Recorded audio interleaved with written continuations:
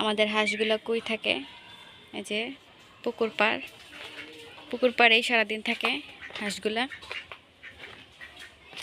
দেখেন পুকুরটা এখনো পানি পুরোটা ভরে নাই। এই যে দেখেন, আর দেখেন পুকুরে এই যে গুড়িপানাগুলা হচ্ছে, এগুলা যদি বেশি হয় তাহলে আমাদের হাঁসের বাচ্চাগুলা খাবে। দেখেন পুকুর পাড়ে আছে লেবু গাছ আছে, কচু গাছ আছে।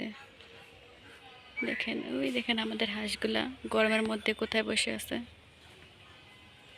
দেখছেন।